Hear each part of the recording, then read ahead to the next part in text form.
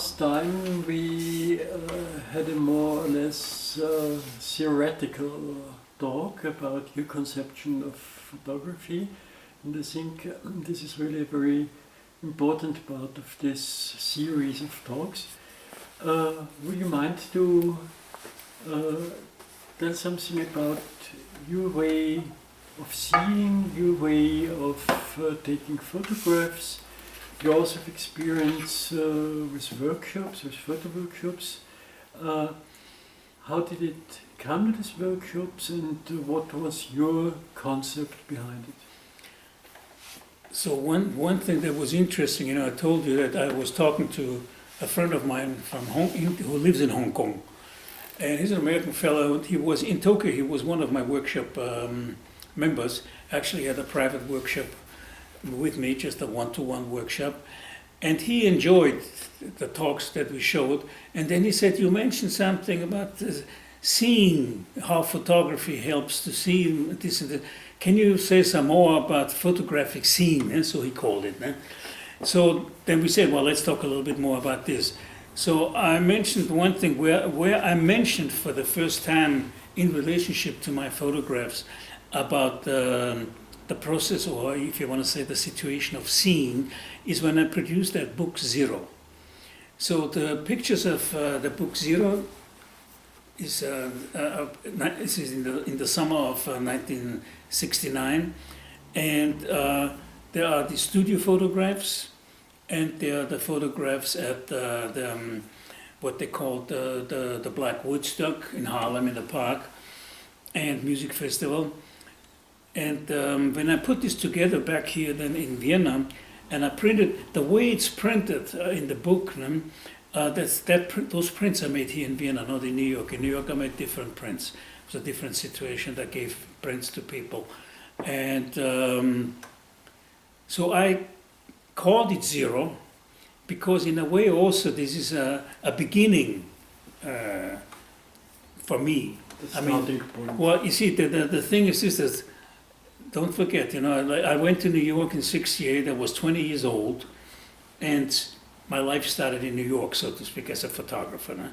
And in that summer, '69 is a very strong summer because of the activities with the studio and the whole life of New York. And I was already about a year in New York and a little bit in Mexico City. And I was living there. That's it. This was my life there. So that's why even in writing, I was doing in some of the autobiographical writing, I was mentioning that, like, I say, born 1948 in Vienna, born again 1968 in New York. So for me, really, New York I'm starting from zero. It's also the nature of New York. Wherever you come from in New York, if you come in the world, you come to New York, whatever your ideas are, of course, some people have family in the background. They're coming from all kinds of countries where they have to do this kind of job because they have to send money back home. If this is Caribbean or if this is India, doesn't matter. The key point still is you can't start from zero in New York. Nobody will ask you, who are your parents, what are you doing, where do you live, and was it a big house, was it a small house, is your daddy rich, is your mama beautiful? Doesn't matter. You as an individual, you start your life there, whatever. In my case, I show my photographs, that's it. I showed my photographs that I took in Europe. That was the measurement, if you want to say. People like this, they made suggestions, they said this, they said that. And nobody asked me anything about family, about history, schools, or nothing. It's just really, I'm there, that's it. So that's, in a way, is what is the beginning. And that's why I called this book Zero, an introduction into seeing. And after having sort of experienced the United States, that strength you can have, and you do need to have to live and to work as an individual. That I carried that through my whole life. As even today, I draw strength from that experience, 68, 71. And it just, I built up on that. So, of course, another big, I was then in Europe, in Vienna for several years, mentally on the way to Tokyo. And stayed longer here than I planned because I got a very interesting job working for an airline. And not as a photographer, just doing, using my English and using my geography knowledge. But I was flying constantly with free or cheap tickets, promoting my photography, taking pictures all over the place, Sudan, United States, and then London, as much as I could. And so when I came to Tokyo, it's again kind of a situation where I went there because I had the interest in Japanese visuality. The Japanese visuality that I knew mainly through the movies, the very famous, if you want to say, black and white movies that were shown here in Vienna in the 60s. One I will never forget is Woman in the Dunes.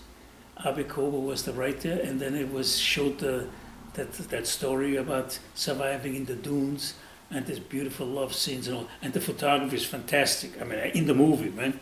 And so there were a lot of other movies, and some of the movies were related to the Second World War, and unbelievable dramatic black and white images. I had that, I wanted to be there in this sort of visual culture. The interesting thing was that when I came there, I found out that this is, generally speaking, I can say the Japanese knew so much about European, about American photography, etc. They knew definitely me more than I initially knew them. And so what I did in Tokyo was that I did not have a plan, and I did not have, a deadline that I would photograph in Tokyo certain things and then it will be published there or I will go there, nothing like that. I was completely free there. So I made no rules for me but one. The only one rule I made for me was to avoid in the pictures that I take that the Chinese characters have a dominant factor visually, because that so quickly makes the picture exotic, so to speak. If that's people, if that's a house or whatever, of course you cannot always avoid, because there's advertisements all over the place, there's street signs, whatnot. But then in my pictures, the Chinese characters were not the main visual element. And strictly speaking, I was not attracted to it either. It was a friend of mine visited in Tokyo, and he saw all this writing, and there was hardly any English, nothing. And he sees all this, and he says to me, "How can you live here not being able to read this? If I would live here after 2 weeks, I would go crazy not to be able to read this." I said, "Listen, I'm a photographer. I look at them as images, even so I don't know what they mean. They're visual figures, if you want to say, no?" And I said, "Look, if I go to Paris, I can read the letters, but I don't know what the words are saying either. And I have no problem with that.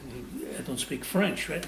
So, well, anyway, he needed to be able to hold on to his logic, if you want to say. He grew up here, he has to understand everything. I went there completely open. And I went there as a photographer. I had a friend there who let me use his darkroom. For about a year and a half, I was photographing, 35mm black and white, and also some color. But maybe I used his lab for his darkroom for black and white, and I made contact sheets. And I made no prints. Short question additionally. Was there a difference in the price of films in Japan and in Europe? Price, you say? Yeah, were they cheaper, were they more expensive? I don't have it in my head, but it was not a question of expensive. I think it's just about the same thing. Okay. And there was no limitation for me in using material. It was available so much, Yeah, because sort of world famous producers like Fuji and others. At that, in the Japan, beginning, I think I still used most of. I mean, I would have to look at the films, but in the beginning, black and white, because I knew it. I used Triax still, Mm-hmm. I used Fuji much later, and when I used Fuji initially, I was using the color, Mm-hmm. Okay. not the black and white. Even so, I know they have fantastic black and white film, but initially I used color. And maybe I used some Ilford. I think Ilford maybe was a little bit more expensive but Ilford is even today here more expensive than other films. And of course the other companies there, there was Konica and there was Mitsubishi. I did not test or whatever you want to say all the films. I used, I think, Trikes. I would have to check really, but that was not an issue. And the interesting thing was I developed and I made these contact sheets. And there were Japanese guys. My friend spoke a little bit English. All his friends who came there, also photographers, they didn't speak any English, but they were reading my contact sheets. They understood what I'm seeing.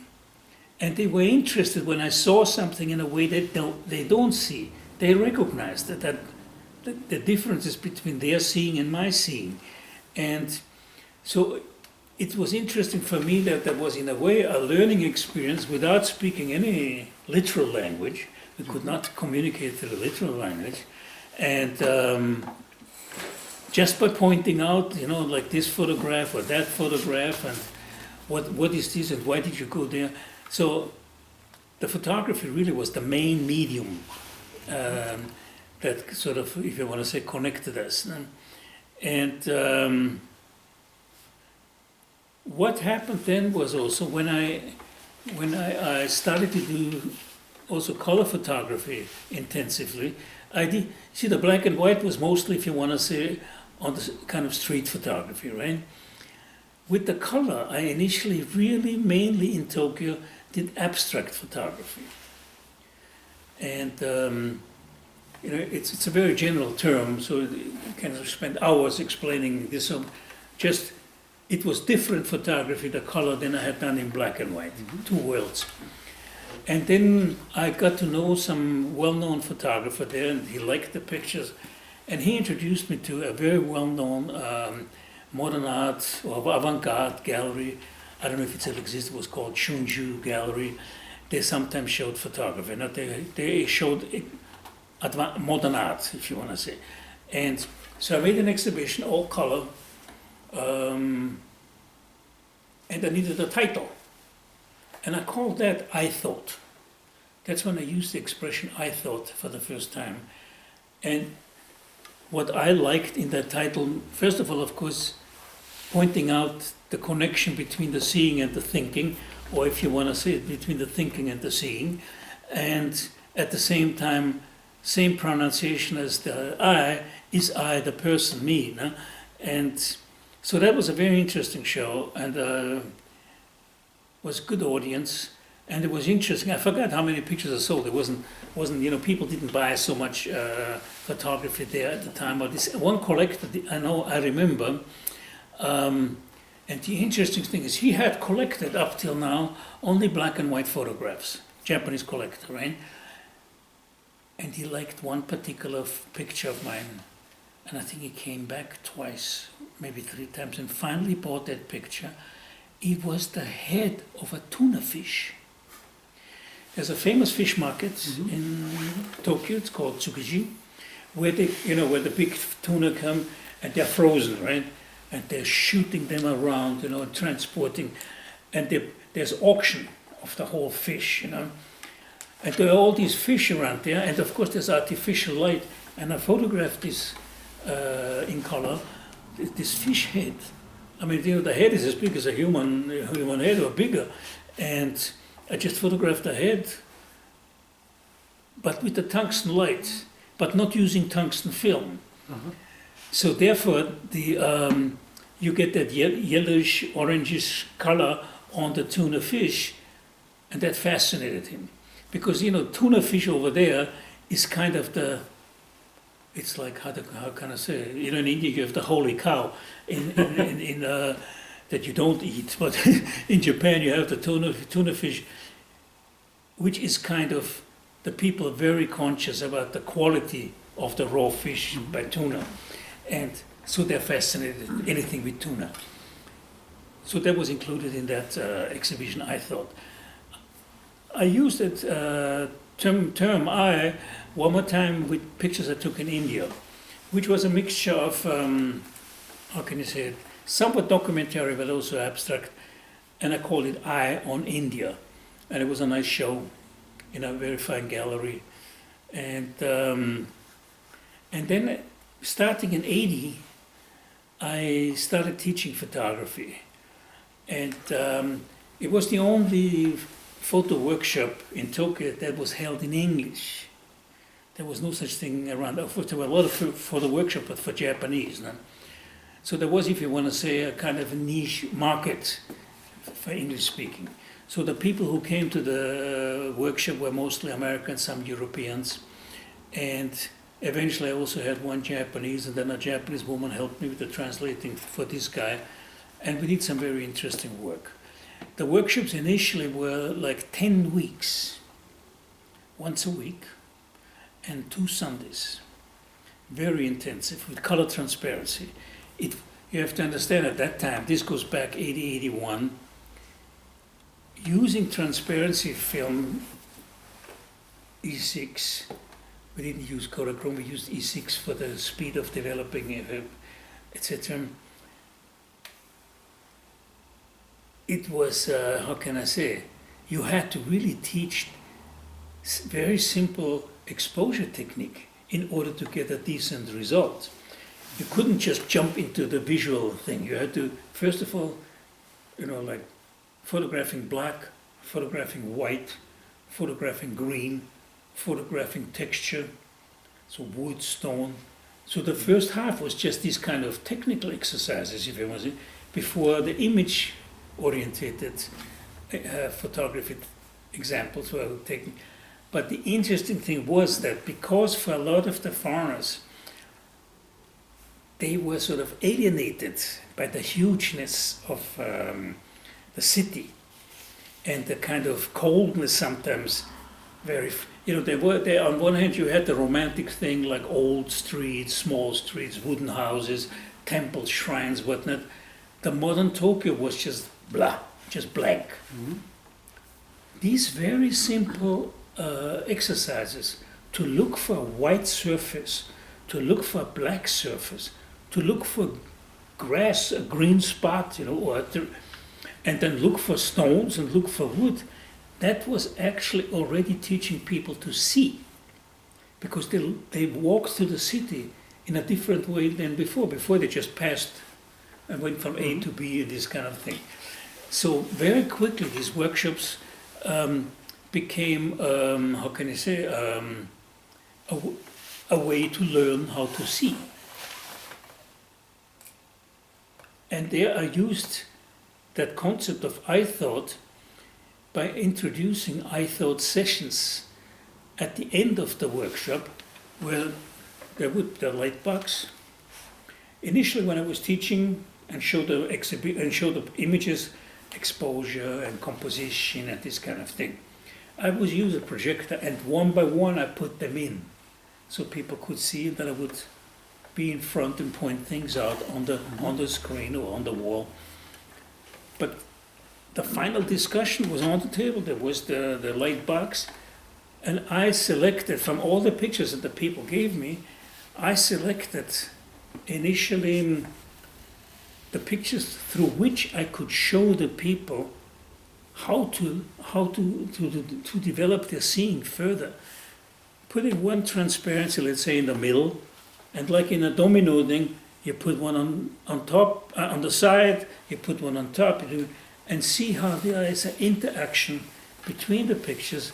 On one hand, sometimes there's a story kind of interaction, but mostly it's a visual energy kind of thing.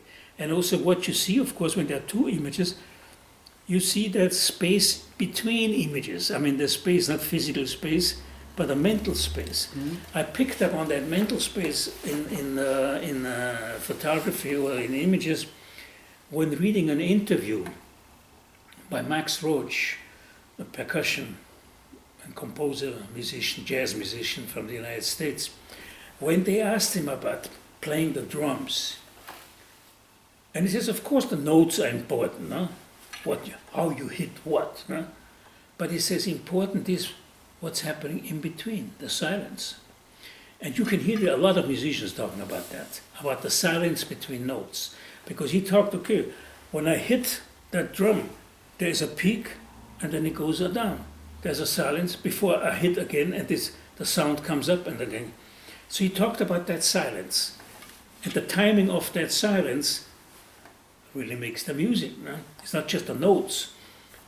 So I use this thinking to explain to people to look at two pictures next to each other. Because it was not, people did not take journalistic pictures, so to speak, where each picture sort of told a story and the whole sequence told the complete story.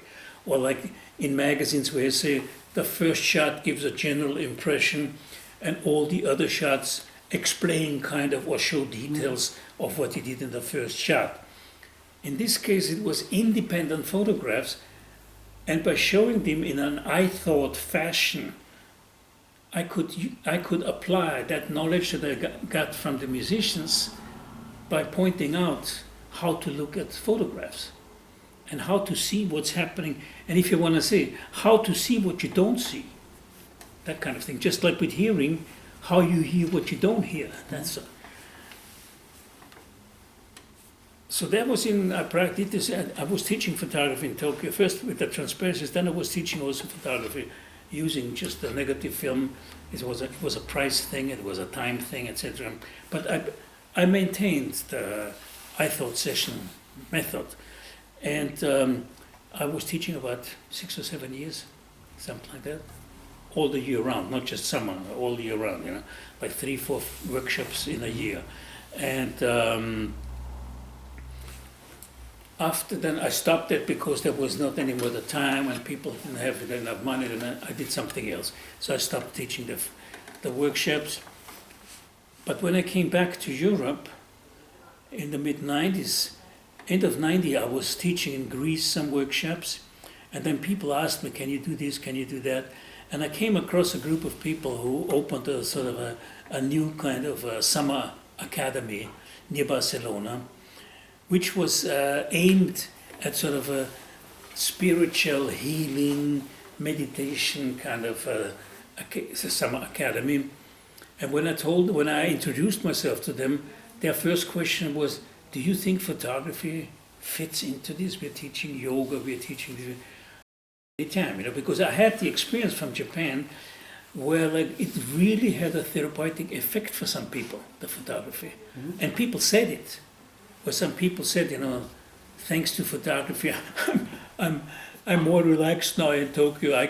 I'm not even anymore crushed by all these images. I start seeing things differently in the city. But I couldn't use the words I thought here in Europe because they needed the German word and it just doesn't sound good. Augendenken. So I came to that expression conscious seeing, because when you translate it into bewusstes Sehen, it has the same quality, has the same depth. And so I used this for the workshops then also here in Europe. And it's also again interesting, when people hear the expression conscious seeing or bewusstes Sehen, for many people it's like it's a new vocabulary. How does this work? Again, immediately the moment people go out and you take pictures with them, and I did teach like 1 week workshops in Greece and Italy and this kind of thing in the summer, and people take the pictures, they don't know yet. On the next day when the pictures come back and I put them on the table and I'm showing again the connections between the pictures and how one picture is stronger than the other, but how also they can feed each other, or how 2 strong pictures can eliminate each other, or how 2 weak pictures can strengthen each other to show these different dynamics, visual dynamics. They start learning like that. And they go out the next day photographing differently. So the learning process goes very quickly and very fast. And Yeah, that was always fantastic. Was, of course, sometimes the group dynamic also helps because they see what they do, they see what all the other people do. Sometimes little groups develop, depending on how big the group is that they worked with. Usually the maximum number of people I worked with was like 12, 14 people. Minimum was usually 5 to 7. 7 to 10 is a nice combination. I mean, 5 is also okay, but it's a little narrow. If the quality is not, they cannot push. You need more people just to have the variety, and quickly they feed each other. The people, you know. So 7 to 10 people is good. More than 10, it's nice for business, but it's more difficult to work because you don't have enough time to spend with the individual and their work. Sometimes I would take like some of the, if you want to say weaker students, say come walk with me and I point out some things. And I always would tell people, you know, don't just take one picture. Take a picture when you see this for the first time, then walk around and take 2, 3 pictures. And next day you will see which is the picture that suits you best or which really fits best to how you felt when you saw this. The funniest, I mean, I love it to this day. One of my workshops, I show her something. There was this typical thing in Greece, blue door, everything white, right? Blue door, green door, something. I said, look, we're coming to an interesting situation.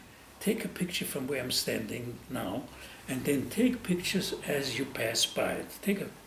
She takes the picture, and she doesn't take any more pictures. I said, why did you? I saw it. So for her, it was enough to photograph it. She remembers the situation. She did not concentrating in developing a more, let's say, deeper thinking in photography. She was just happy. She saw that, and it was a note for her, taking a note. And you have to understand that she was, on the other hand, she was a businesswoman, and she was also a therapist, you know. I mean, she had a very wide range of education, and she had a very wide range of applying her education. But in photography, she would just be quickly satisfied with, I don't know, it's like if I say, look at this board over there, take a picture from here, then take it from over there, take it from, I saw it. She took only one picture. Most people, or all people, would follow my instructions in a way that they would explore. But taking it from different positions, and also sometimes changing a lens or using a zoom lens to see how what they saw initially just by walking around there, that how you can tune, if you want to say, the taking of the photograph with your perception of what you saw. The key point, of course, with conscious seeing is that you get rid of the perceptions, that you really go to another level. Because when you talk about perception, this is always connected with the education. And depending on what education you have, you see more or less. And to get people away from the standard sort of rational thinking, they say, okay, this is a door, this is an old door, or this is a new door, this is painted well, or it's not painted well. So getting away from all these sort of thinking, and this is rich, and this is poor, and they have to fix this window, to get them away from this kind of thinking, which a lot of tourists have this thinking, but even photographers have this kind of thinking. To get them away from that, that's where conscious seeing comes in, that in a sense, you walk around with zero in your head. What you're telling me here reminds me a little bit of John Berger, whom I appreciate very, very highly as a theorist of photography, who made a whole series, not for BBC I think, but for BBC4, The Art of Seeing. And wasn't The Way of Seeing? The Way of The Seeing. Way of Seeing. Yeah. That was the BBC series, right? The BBC series.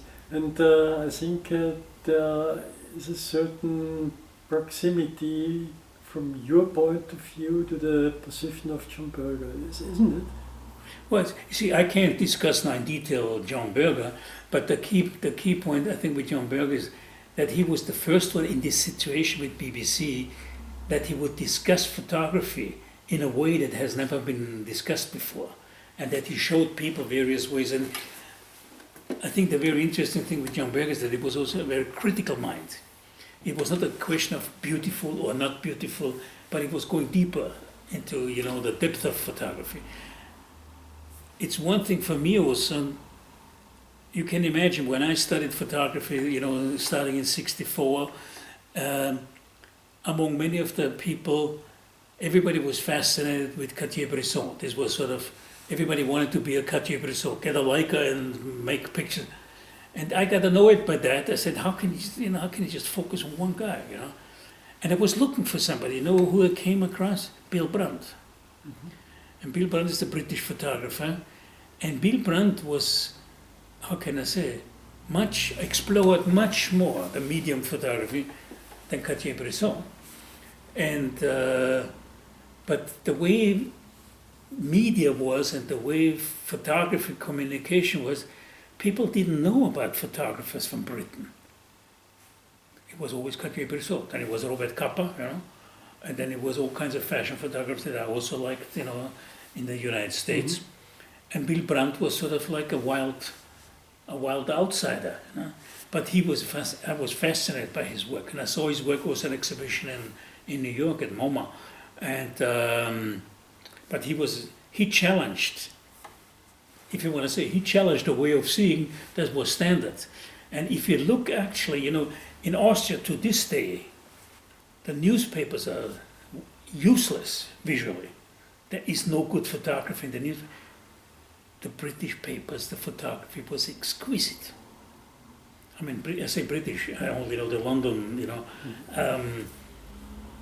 they were high-end photojournalistic photographs.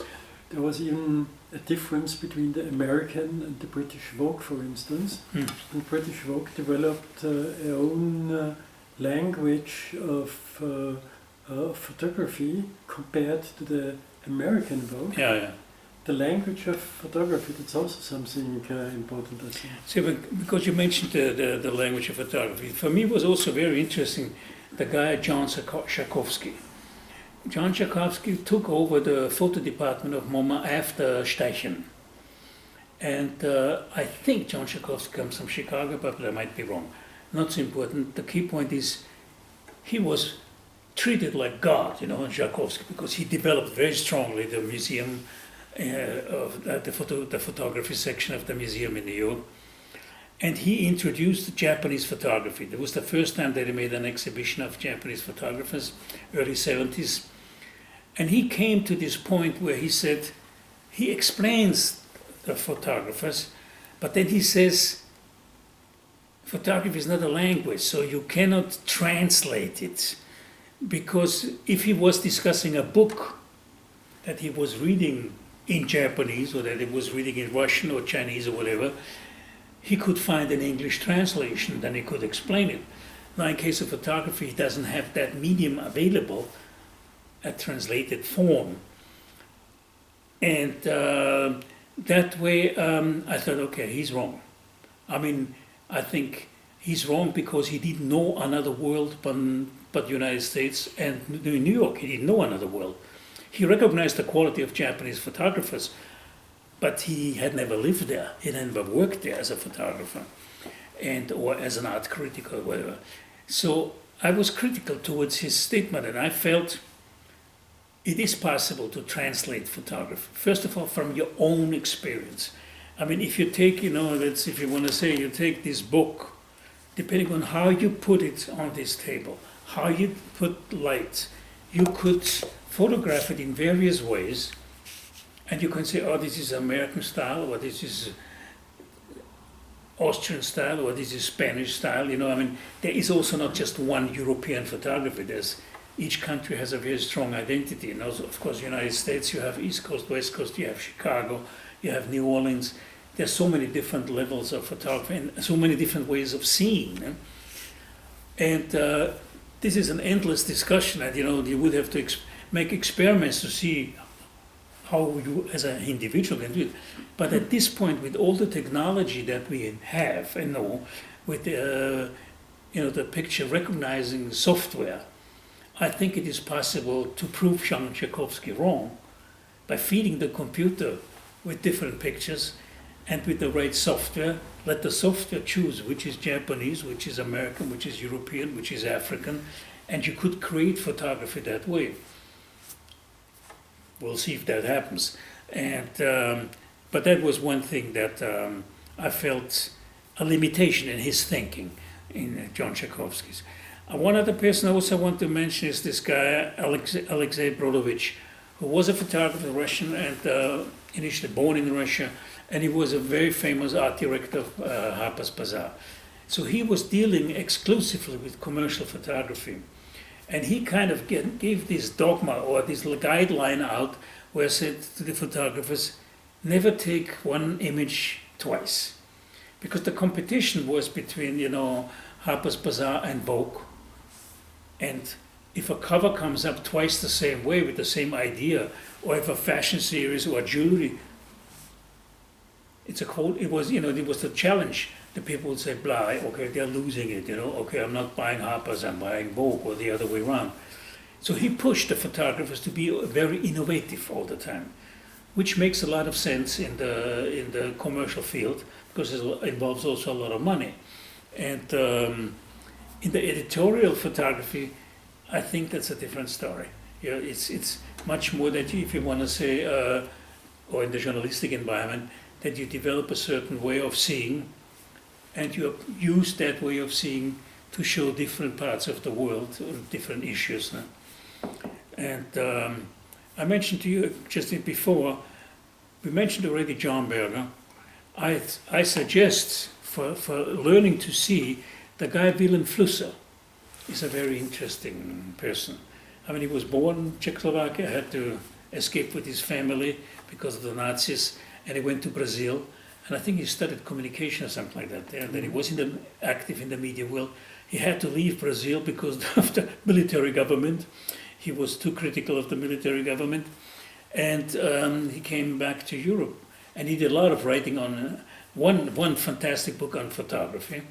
But he had other books where his way of his language to describe visual matters is really, for me, is a pleasure to read. You can anticipate, you can really see what he's seeing. So that is you can get them in German, you can get them in English. And what other languages he's published, I don't know. So that's pretty much for today, I think. Yeah, first of all, I want to thank Hans Fleischner for the time and the energy he invested in this series of talks. And I also thank my audience for looking at these videos, because usually on YouTube it's unusual to have a whole series of talks of such a length about one topic. But I think Hans Fleischner is really an outstanding personality, and has a lot to tell and a lot of experiences to share with us. And here now I have an offer to the people watching this series of talks. Use the opportunity. You certainly will have questions. There will certainly be points where you do not agree with the point of view of Hans or me. Write us your questions in the comments, or write us an email. You have all our data at the end of the videos. And we could make another video where Hans and I are answering your questions. That's the first thing. The second thing, and I promise it's not the last interview or the last talk with Hans Fleischner. We have already some ideas what we can do, what we will do, and there's especially one point which is important for me personally because of a general interest. That's the history of Hans Fleischner's family, his special relationship to Spain, or better to the Spanish state. I don't use the term Spain because it's a multi-ethnical state which even today knows the suppression of national minorities like the Catalans or the Basques. So I call it the Spanish state. And there's a special relation to Catalonia in his family and in him. So we will make something about this. But please really ask your questions. It's a good opportunity. He's such an interesting person, and he has such interesting point of views that it would be really bad if you wouldn't ask whatever you think is important to know. Again, take your camera with you, take your photographs, make the shots you need to make for yourself, not for others, and give up your thumbs, subscribe to this channel, and especially share this series of talks with Hans Fleischner. Thank you very much. Thank you. Thank you.